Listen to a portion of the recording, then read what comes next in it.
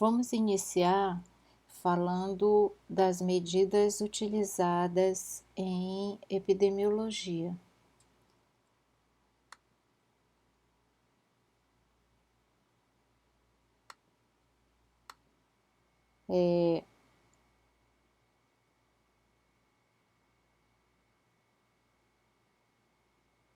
As medidas utilizadas em epidemiologia básicas são a proporção, as razões, a razão e a taxa. O que é a proporção? É a relação ou quociente de duas frequências da mesma unidade. No numerador são registrados eventos que são um subconjunto do denominador. É como se você olhasse para uma pizza, a pizza é o todo e dali você tira uma parte, então você tira uma proporção desse todo. Por isso que se diz que é da mesma unidade de medida.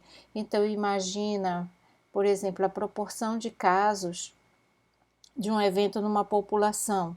O meu todo é a população e no numerador vai o número de casos registrados daquele evento que está com interesse. Então, uma parte dessa população foi afetada.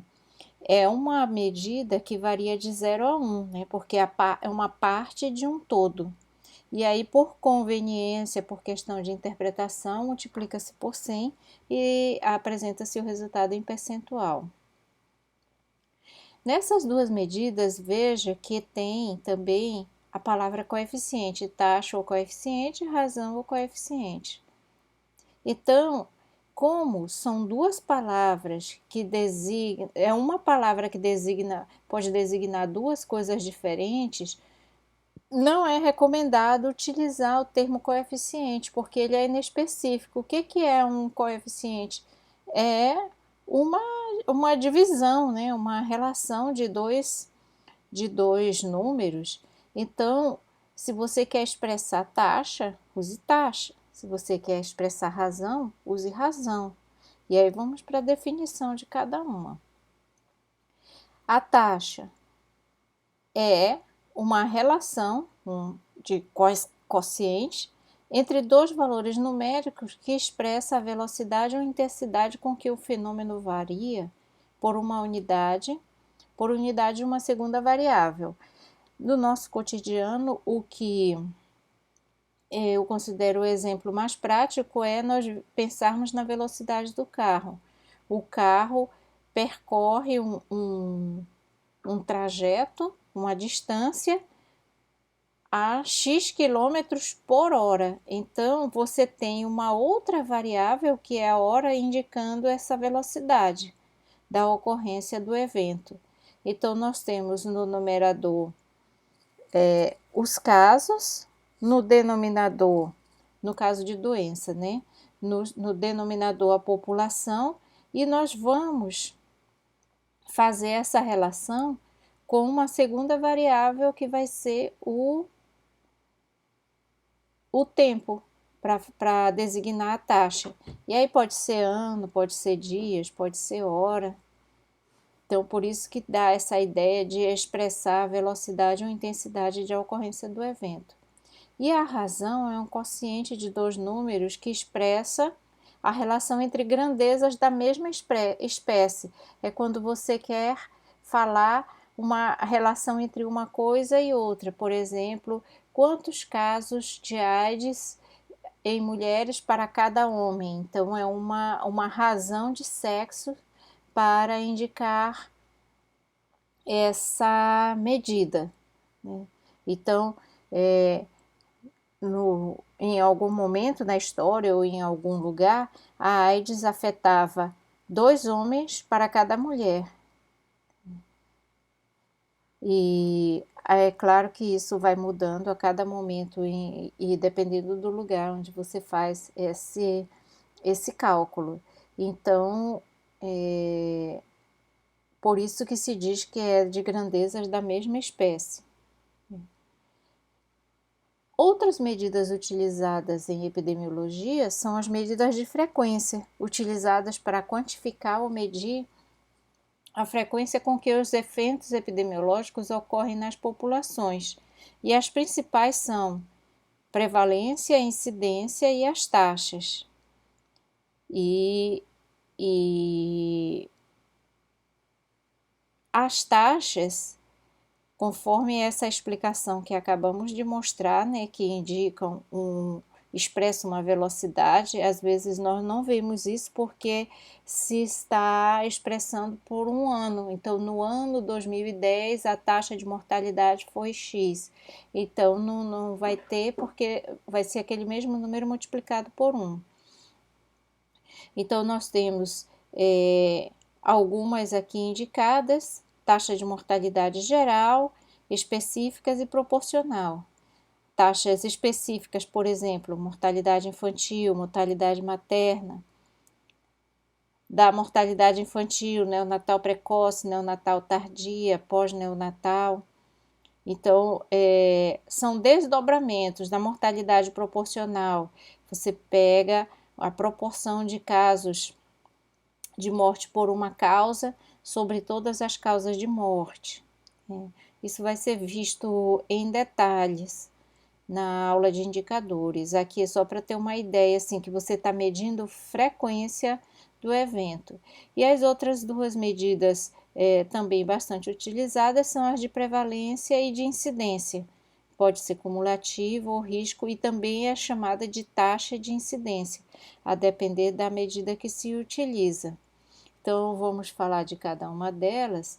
A prevalência, ela expressa o número de casos existentes de uma doença ou de um evento em um dado momento. Então, ela não importa se são casos existentes ou casos novos, se são casos antigos ou casos novos, são todos os casos existentes naquele momento. E a incidência, ela refere-se à frequência com que surgem casos novos. Então, ela se refere a casos novos no intervalo de tempo. E aí nós vamos ter os seus desdobramentos dos tipos de prevalência e dos tipos de incidência, que vão ser vistos a seguir. E aqui duas observações importantes, né? As medidas, elas podem ser expressas como absolutas ou relativas. Qualquer medida expressa necessita ser referida às dimensões de tempo e de espaço e da população. E sempre quando se for comparar as medidas, não é apropriado utilizar medidas absolutas. Você precisa relativizar pela população. Porque uma coisa são 10 casos em uma população de 10 mil habitantes, outra coisa são 10 casos em uma população de 1 milhão de habitantes. Então, nessa de 1 milhão, esses 10 casos eles se diluem muito. Então, acaba se tornando um problema menor, digamos assim. Então, para comparar, é necessário utilizar medidas relativas. E como se mede a incidência? Ela é uma medida adimensional, porque você tem um fenômeno variando, né? A variação de um fenômeno por unidade de tempo ou de uma outra variável qualquer, por exemplo, o número de óbitos por ano em determinada população. Então, você não tem uma dimensão, são número de casos incidentes e pronto, né? Aqui um exemplo. Segundo dados da Secretaria de Segurança Pública do Estado do Rio de Janeiro, publicados em O Globo em 9/8/2021, foram registrados 376 óbitos por homicídios no mês de julho em todo o estado. Então, o que se vai fazer nessa conta?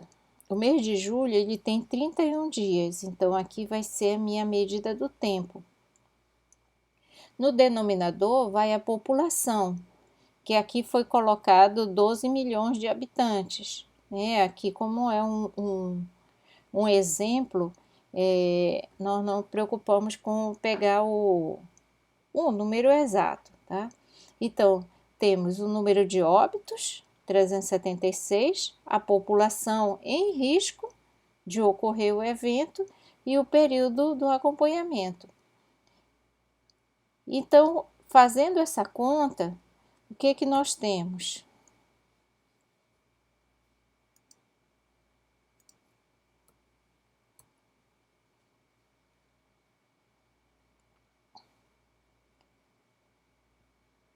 Nós temos que o resultado, se eu pegar e multiplicar esse resultado por 1 milhão, que é 10 elevado a 6, que vai dar um número muito pequeno, né? Então, a gente pega esse índice multiplicador para ficar mais legível a medida. Então, o resultado será 1. Então, nós teremos um óbito por cada 1 milhão de habitantes por cada dia. Por que por cada dia? Que foi minha unidade de tempo aqui do evento, né? E 1 em 1 milhão, porque tinha dado, o resultado deu 0,0001, e aí para ficar compreensível, você multiplica por um índice de base 10. A incidência acumulada, ela é uma proporção que representa a estimativa do risco de desenvolvimento de uma doença ou um agravo em uma população durante um intervalo de tempo determinado. Também ela é denominada a proporção de incidência cumulativa ou taxa de ataque, a depender daquilo que você está estudando. Ela é baseada no conceito de risco individual. Entretanto, ela é a expressão do risco médio de adoecimento referido a um grupo de indivíduos, quando se interpreta como taxa de ataque. Então, como é que se analisa? Você analisa o risco da ocorrência do evento em um intervalo de tempo. Então, quando você faz isso, você está acumulando, não é uma incidência instantânea. E ela pode ser calculada assim, como P, que ela é uma proporção, né? A proporção de A sobre A mais B, em que eu tenho o A mais B, o todo, os casos e todo o resto da população que adoeceu ou não. E aqui só os que adoeceram. Então, são doentes sobre o total, quem adoeceu e quem não adoeceu, ou quem teve o evento. Neste exemplo aqui, ó, A é o número de natimortos e B é o número de nascidos vivos. Então, P é a proporção de óbitos fetais com relação ao total de nascimentos, tanto que quem nasceu morto quanto quem nasceu vivo. O denominador, ele vai expressar o número de indivíduos efetivamente expostos ao risco de ocorrer o evento, que são todos os nascimentos. Todos os nascimentos estavam sob risco de ter alguém natimorto. A incidência acumulada é uma medida dimensional, entretanto, a referencial tempo, embora não seja considerada diretamente em seu cálculo, ela é essencial para a interpretação. Olha esse exemplo. Em um surto de intoxicação alimentar, uma incidência acumulada igual a 0,4 seria interpretada de forma distinta se referida a um intervalo de 2 a 4 horas ou a um período de 7 dias após a realização de um almoço beneficente. Baseada apenas na informação sobre o período médio de incubação de diferentes agentes infecciosos, o primeiro caso, 2 a 4 horas, seria indicativo da etiologia estafilocócica, e na segunda situação, o agente causador seria a Salmonella typhus. É claro que a confirmação ela requer outras informações de natureza clínica e laboratorial, mas com os dados iniciais já se poderia pensar em uma ação para conter esse evento e para tratar as pessoas. Quanto à medida de mortalidade, ela pode ser entendida como um caso particular do conceito de incidência, quando o evento de interesse é a morte e não é adoecimento. Dado que acontece só uma vez, intrinsecamente estaria embutido a possibilidade de ocorrer a incidência, que você consegue medir o exato momento em que ocorreu o evento. Quando se estuda sobre todas as causas, chama-se mortalidade geral. Um outro termo também relacionado à mortalidade é a letalidade, que ela é uma medida de mortalidade restrita aos indivíduos que apresentam um determinado problema de saúde. Então, na mortalidade, nós temos no numerador os casos de falecimento, os óbitos, e no denominador toda a população que estava sob risco de morrer. Então, é toda a população daquele lugar. Na letalidade, o numerador já são os casos do evento de interesse e o denominador, todo mundo que adoeceu daquele evento. Então, seriam os casos fatais. Então, você tem no numerador uma doença, a doença específica ela tem que ser a mesma do numerador e do denominador. No numerador são os casos que morreram e no denominador todos os casos que foram diagnosticados. Agora, para essa medida ela ter acurácia, é necessário ter um bom diagnóstico para eu poder ter no denominador realmente todos os casos que foram acometidos por aquele evento. E da prevalência? A prevalência ela é definida como uma frequência de casos existentes de uma determinada doença ou evento numa determinada população em um dado momento. Então, é aquilo que existe, não importa se é novo ou não. E nós temos essas medidas de prevalência: prevalência pontual, prevalência de período e prevalência de toda a vida. A prevalência pontual, ela é estimada como a proporção de indivíduos de uma população de estudo que apresentam o evento de interesse em um dado momento do tempo, por isso que ela é pontual, é naquele momento exato. Então, seria no numerador casos prevalentes e no denominador a população que está em risco de ser um caso. Então, toda a população que ainda não é um caso, a rigor, essa medida ela é assim. Então, você teria que deixar aqui só quem está em risco de se tornar um caso. Do ponto de vista operacional, há limitações para a estimação da verdadeira prevalência.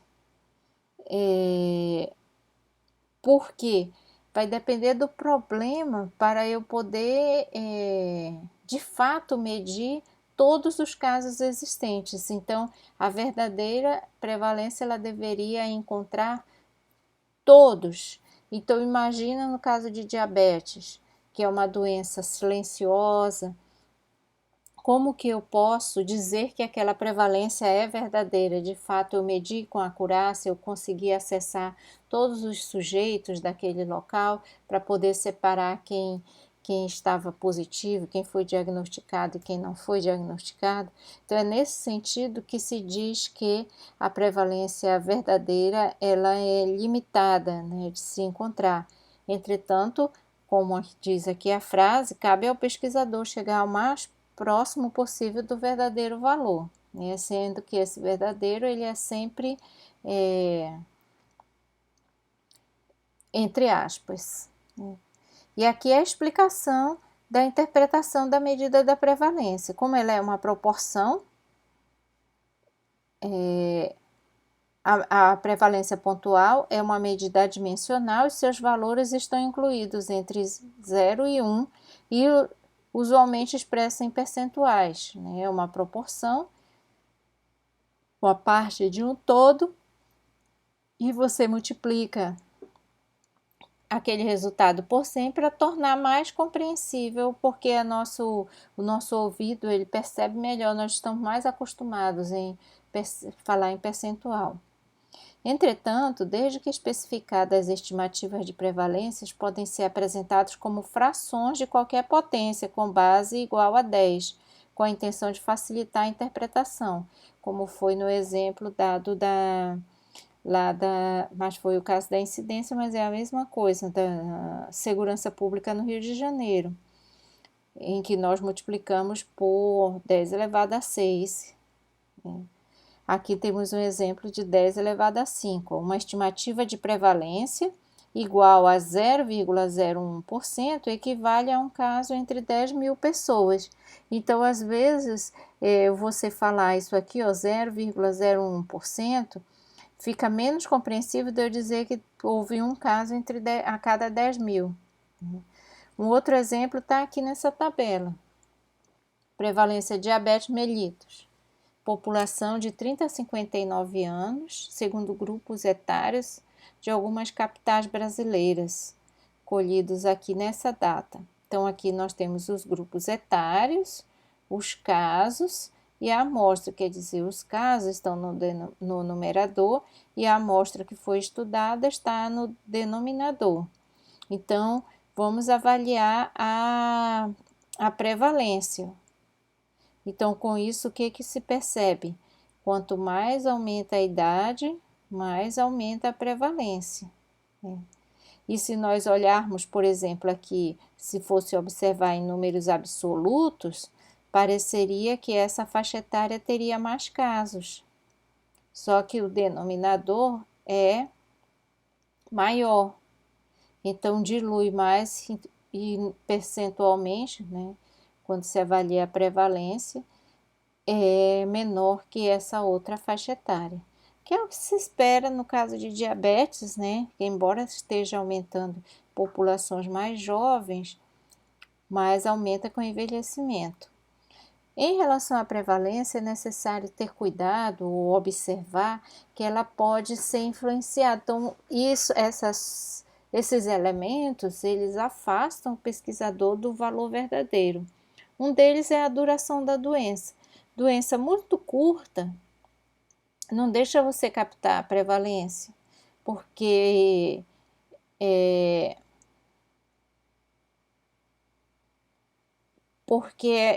ela ocorre e quando até os pesquisadores se organizarem para coletar dados, já passou, já tem menos casos.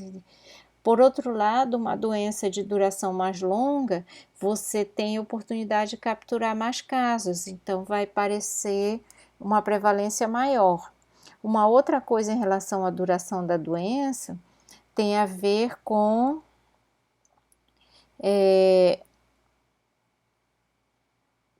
a sazonalidade. Então, nos meses menos chuvosos, ocorrem mais casos de malária. Então, se eu analisar a prevalência nesse período, eu vou encontrar uma prevalência maior. Se eu analisar no período de baixa malária, também a prevalência vai ser menor. Então, tem a ver também com a sazonalidade. Um outro fator são os movimentos migratórios, tanto de doentes quanto de não doentes. Então, devido à migração, a população pode se movimentar, seja em busca de atendimento, seja por outros motivos, e aí haver um adensamento de população doente para um determinado lugar, ou o inverso, a fuga, né? Digamos que haja problemas em um lugar e as pessoas saem dali para buscar melhorias, buscar atendimento, então vai alterar a prevalência verdadeira daquele lugar. A outra coisa são as doenças raras. Então, as doenças raras são muito difíceis de você medir a prevalência verdadeira, dado que ela é rara. Então, porque a prevalência ela é função da incidência. Quanto mais incidentes os casos, maior a prevalência do evento. Então, como nós temos que as doenças raras incidem bem pouco, elas vão interferir. A outra coisa são problemas que têm dificuldade de mensuração. Então, qual é a prevalência de Depressão. Depressão, uma coisa que você não detecta com um exame de sangue, com uma medida assim exata, é algo subjetivo. Então, há uma dificuldade de mensuração e daí se tem dificuldade de capturar qual é a verdadeira prevalência. A outra questão são os dados de amostragem. Para avaliar prevalência, o ideal é que a amostragem seja probabilística, ou seja, todos os sujeitos daquele local, eles precisam ter a mesma chance de ser um caso do estudo, de ser amostrado. Então, quando tem problemas de amostragem, vai ocasionar erros na prevalência. E só por ser amostragem mesmo. Uma coisa é eu ter todos os dados, outra coisa é eu ter uma amostra populacional. Sendo que se tiver amostra, é que seja probabilística. E para que se usa as medidas de prevalência? Uma delas para as medidas planejamento de políticas públicas. Então, imagina que precisa colocar uma nova clínica na área de endocrinologia. Nós precisamos saber qual a prevalência de diabetes, por exemplo, de problemas endócrinos, para determinar se vale a pena abrir mais uma clínica, contratar mais profissionais, coisas assim. Então, esse é um exemplo, mas nós temos vários exemplos que corroboram o uso da prevalência para planejar políticas públicas. Outras são o gerenciamento dos serviços de saúde. Então, sabendo-se como está a prevalência de determinado evento, será possível gerenciar para atender a necessidade da população, especialmente nisso aqui, estudo de demandas.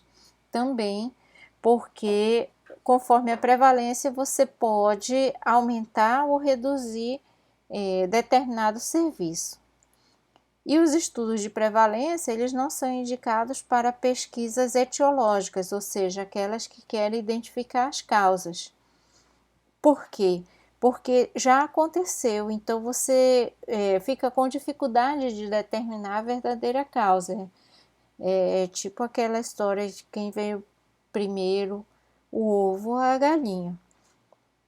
Entretanto, há algumas exceções para isso, que são coisas que não mudam ao longo do tempo. Então, uma coisa que não muda ao longo do tempo, ela pode ser possível usar para pesquisa etiológica, como é o caso de uma formação congênita, distúrbios psiquiátricos, doença infecciosa com período de incubação longo. Então, é possível você avaliar questões etiológicas. Então, todas essas medidas que foram avaliadas, foram apresentadas, são medidas de frequência. Um outro conjunto de medidas usadas em epidemiologia são as medidas de associação. As medidas de frequência, elas dizem com que velocidade ocorre um evento, com que frequência.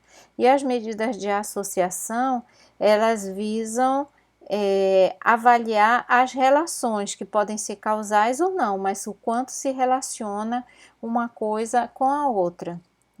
Esses dois autores são bem conhecidos no campo da epidemiologia, Rothman e Greeland.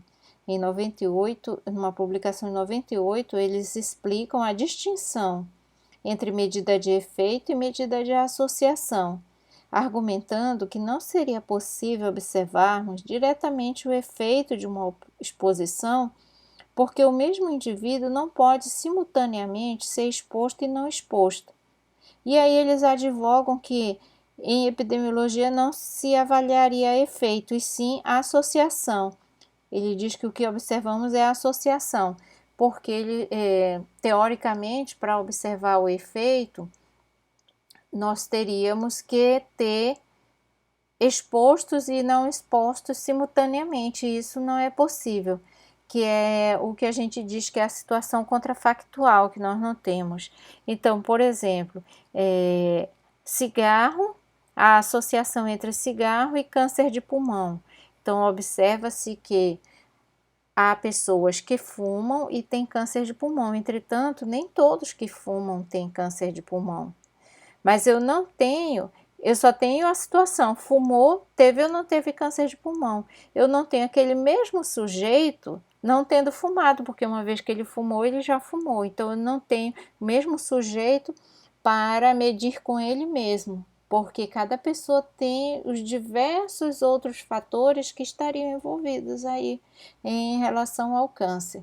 Então, por causa dessa limitação, esses autores advogam que nós deveríamos sempre se apegar na medida de associação e não na medida de efeito. E a medida de associação, ela identifica a relação entre uma exposição e um desfecho. Para um fator estar causalmente associado com uma doença, a taxa da doença nos expostos tem que ser diferente da doença no grupo não exposto. Da mesma forma, para que uma doença cause alteração na produção, o nível de produção tem que ser diferente nos que têm a doença em relação aos que não têm a doença. Então, quer dizer, quando você avalia a relação, é uma avaliação de uma análise de relação entre expostos e não expostos, entre doentes e não doentes. Então, a gente vê isso nesse quadrinho. A epidemiologia a gente usa bastante esse quadrinho, em que você tem, a gente chama de tabela 2x2, em que você tem aqui exposto e não exposto, doente e não doente. E representa pelas letras A, B, C e D. Se eu tiver a soma dos expostos, eu tenho A mais B. A soma dos não expostos, o C mais o D. A soma dos doentes, A mais C. A soma dos não doentes, o B mais D. E o N total é o A mais B mais C mais D. Então, o que está explicado aqui? Que para uma coisa ter uma associação, eu tenho que ter o evento sendo maior nos expostos, sendo diferente nos expostos dos não expostos. Então, quem é exposto é A mais B. E quem não é exposto, C mais D. Então, se eu tiver aqui uma relação de diferença, ou seja, como é que eu estudo a relação? Eu pego aqui, ó, faço uma divisão, um quociente, A mais B dividido por C mais D, que é exposto dividido pelo não exposto. Nesse exemplo aqui, ó, nós temos que são 400, eu tenho 400 pessoas que foram expostas e também que adoeceram. 100 pessoas que foram expostas, mas não adoeceram. 300 pessoas que não foram expostas e adoeceram, e 200 pessoas que não foram expostas e também não adoeceram. Como é que se faz essas contas? Sempre com a questão conceitual e tirando as letrinhas aqui conforme as caselas. Ó. Então, se eu quiser saber quantos expostos foram, vai ser A mais B dividido por N. Então, aqui o meu N total é 1000, né? 400 mais 100, 500, 300 mais 200, 500, 1000. Então, a proporção de expostos A mais B pelo total, então, vai ser 500 dividido por 1000. A proporção de doentes vai ser A mais C dividido pelo total. A proporção de doentes está aqui, ó, A mais C. Doente exposto pelo total. O doente exposto, ele está aqui, ó, nessa casela, sobre o total. Doentes, aqui é doentes expostos sobre o total e aqui é doentes No grupo exposto, quem é o grupo exposto? É o A mais B. Então, vai ser A sobre A mais B. E doentes no grupo não exposto vai ser o C sobre o C mais D. C sobre o C mais D. 300 dividido por 500.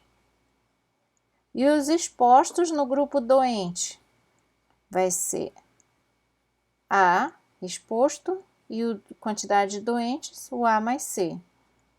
E o exposto no grupo não doente vai ser aqui, ó, B sobre o B mais D, exposto no grupo de não doente. Então, dessa forma, a gente analisa todos os grupos para avaliar aqui as proporções. E dessa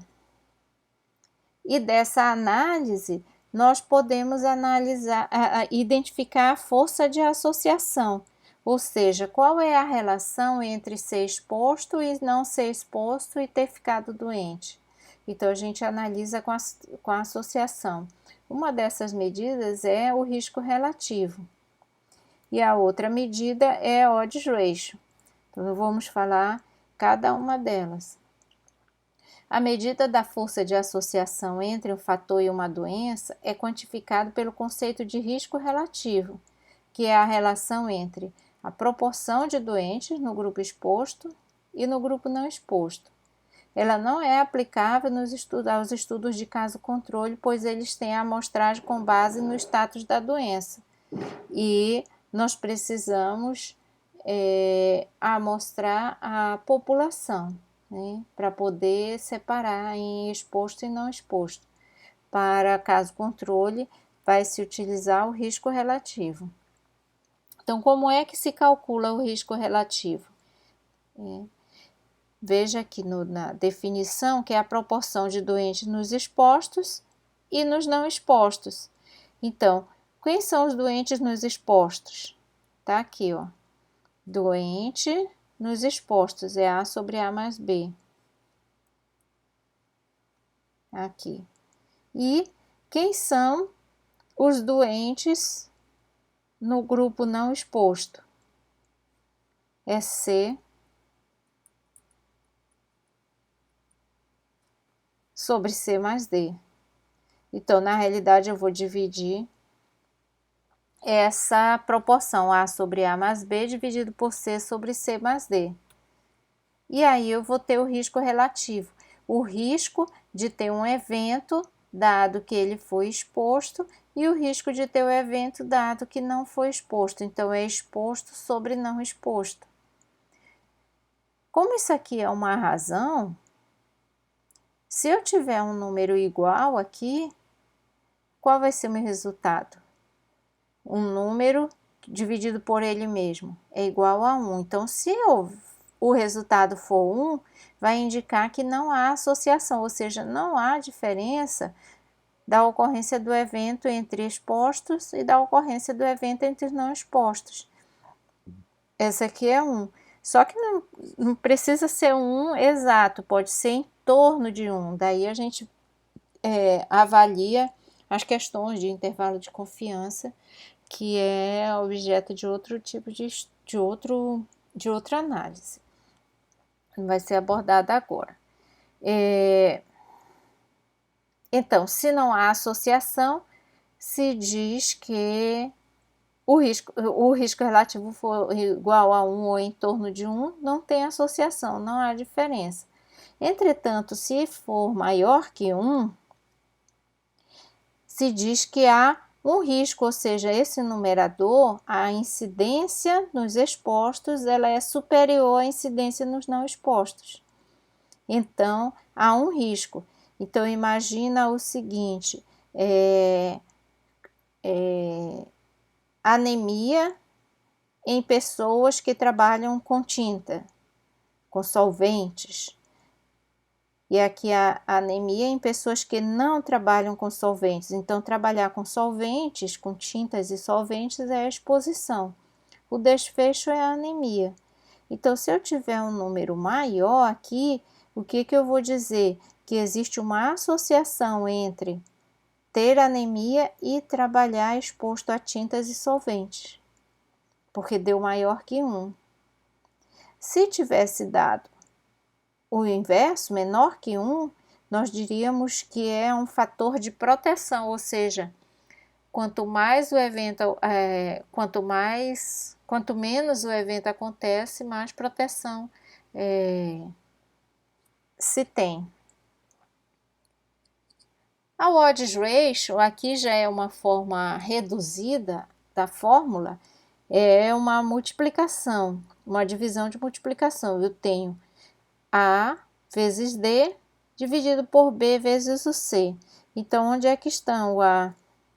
A vezes o D dividido por B vezes o C. Então, veja, ó, que é exposto doente vezes o não exposto não doente, dividido pelo exposto não doente vezes o não exposto e doente. Então, por conta disso, também essa medida é chamada de razão de produtos cruzados, porque você viu lá que cruzou. A interpretação é igual do risco relativo no sentido numérico, porque como é uma razão, se esse valor do numerador for semelhante ao do denominador, o resultado vai ser 1 ou próximo de 1. Então, é nesse sentido que diz que a interpretação é da mesma forma, para medir a força de associação, independentemente do método de amostragem, e é aplicável a todo tipo de estudo. É claro que tem algumas com os pressupostos teóricos para se utilizar, mas ao contrário do risco relativo, que tem a sua especificidade, a odds ratio pode ser aplicado nos estudos de risco relativo, já de incidência. Já nos estudos de incidência não pode usar odds ratio, não é apropriado, né? Também a odds ratio populacional, que é analisado por essa fórmula: D vezes A mais C dividido por C vezes B mais D. E este parâmetro ele só deve ser utilizado nos estudos caso-controle ou transversais se o grupo controle for representativo da população não doente. E aí você consegue medir isso e transpor para a população. Já as medidas de efeito, mesmo havendo aquela observação, foi falada inicialmente, né, que não se consegue medir a mesma coisa, mas do ponto de vista da matemática, se mede, e alguns estudos acabam medindo até principalmente para aqueles de políticas públicas, né, para aplicação em políticas públicas. E uma medida de efeito é o risco atribuível, que mede o efeito do fator no grupo exposto, né. O risco atribuível, ele é uma diferença de risco. Nós temos o risco relativo A sobre A mais B dividido por C sobre C mais D, e o risco atribuível é praticamente a mesma coisa, só que é uma diferença. É a proporção de casos entre os expostos menos a proporção de casos entre não expostos. Então, é o risco entre expostos menos o risco entre não expostos. Se houver uma diferença para cá, eu posso atribuir a exposição. Se para cá, eu posso atribuir a não exposição, né? Como é risco, não pode aplicar em estudos de caso-controle, né?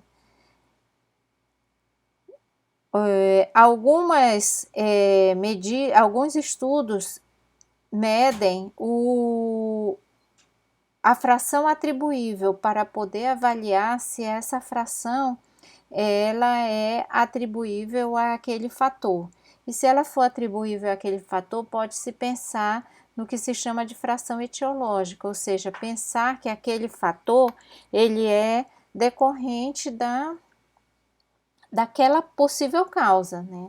É usado em estudos transversais, que também são chamados de cross-seccional, ou estudos de grupos, que são os de coorte, e é conhecido por essa sigla, por essa fórmula.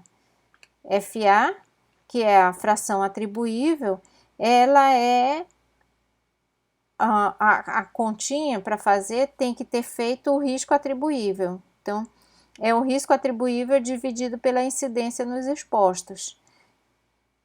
E também ela pode ser estimada da seguinte forma: odds ratio menos 1 dividido pelo odds ratio.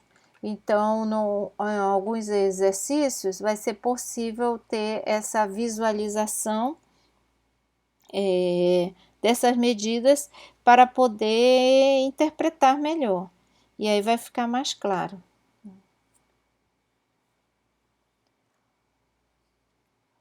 Uma outra medida possível de analisar é o efeito total,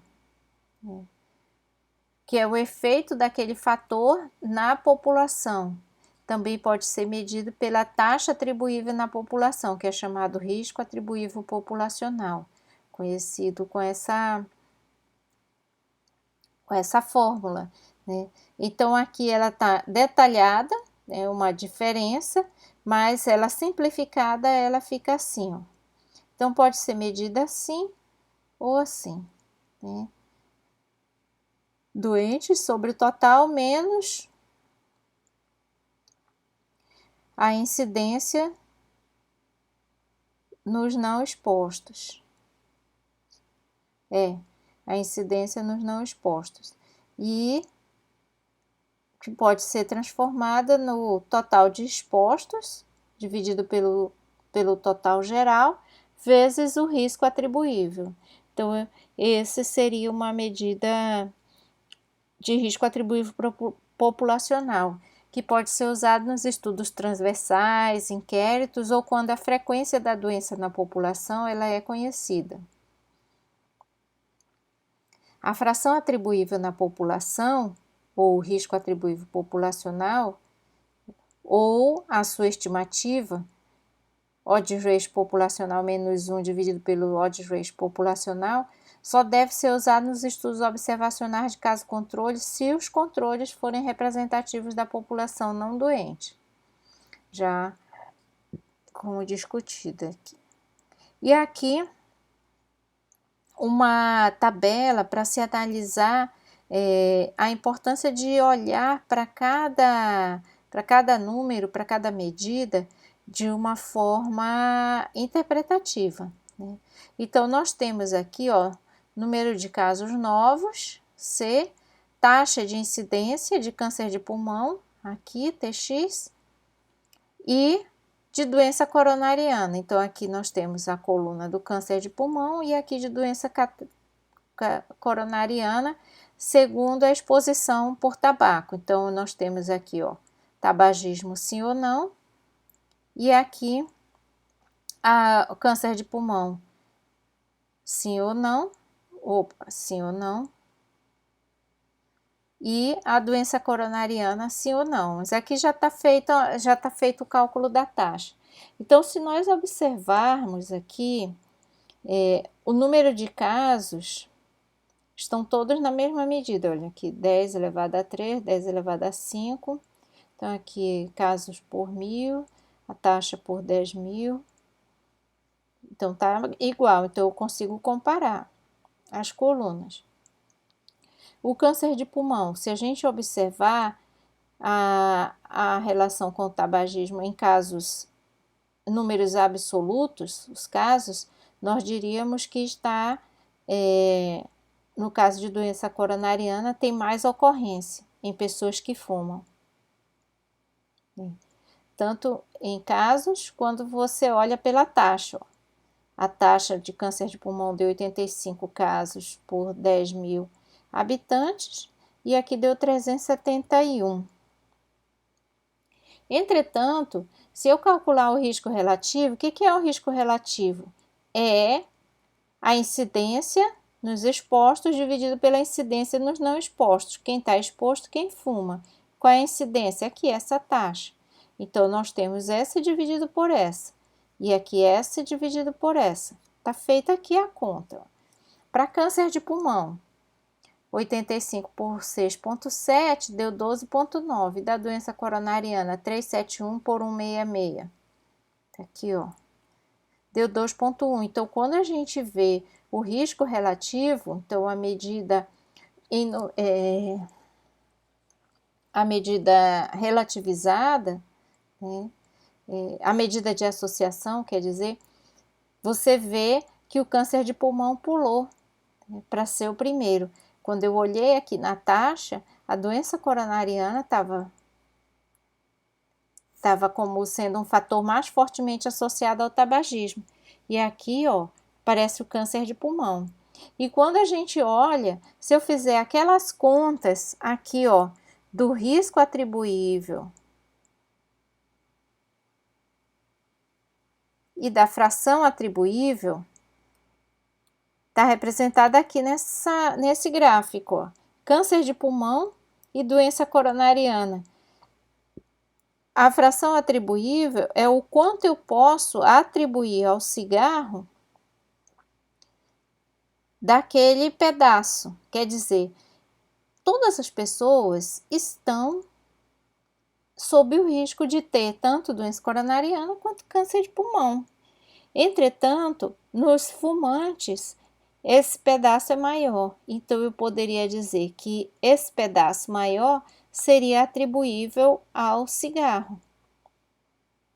Então, na forma de gráfico, ficou bem mais claro. E se fizer as contas, você vai encontrar o quanto é atribuível a cada um. E observa-se que, embora nós tenhamos um risco maior de quem fuma ter câncer de pulmão, a fração atribuível para a doença coronariana é bem maior. Então, isso aqui serve para convencer o gestor de políticas públicas aonde investir ou como investir na política. Porque, por exemplo, aqui, se eu disser que ao evitar o fumo, vamos ter menos X casos de câncer de pulmão, eu vou ter em números muito menores, ao passo que aqui, ó, eu ganho muito mais.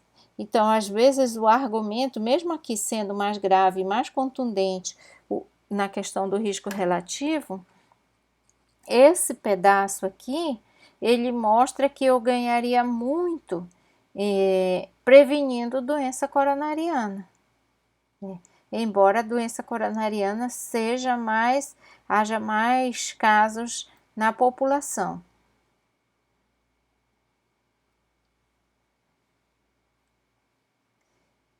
Então, é isso que eu falei, né? A fração atribuível é mais informativa para programas de controle de doença. E aqui, ó, as medidas. O risco relativo A sobre A mais B, dividido por C sobre C mais D. Do câncer de pulmão, 12,9, doença coronariana, 2,1. Aqui tá só, aqui, ó, como é que se diz? Resumindo todos esses dados aqui. Aqui estão resumidos aqui. O risco atribuível, A sobre A mais B, menos C sobre C mais D. Então, olha só, aquilo que estava explicando no gráfico. O pedaço atribuível para a doença coronariana é muito maior. E o risco atribuível nos expostos? Ó, em pessoas que se expõem, é como se eu dissesse percentualmente, ó, para cada 100 casos de câncer de pulmão, 92 são devidos ao cigarro. Para cada 100 casos de doença coronariana, 55 são devidos ao cigarro. Então, no caso aqui, uma campanha de prevenção acaba ganhando os dois, mas o convencimento maior vem por cá, para a doença coronariana, porque o quanto eu ganho aqui no atribuível, no risco atribuível total é muito, muito grande. Mas se eu tiver só entre os expostos, parece pequeno. E o problema do câncer é que ele demora mais a aparecer, a doença coronariana aparece antes. Uma outra medida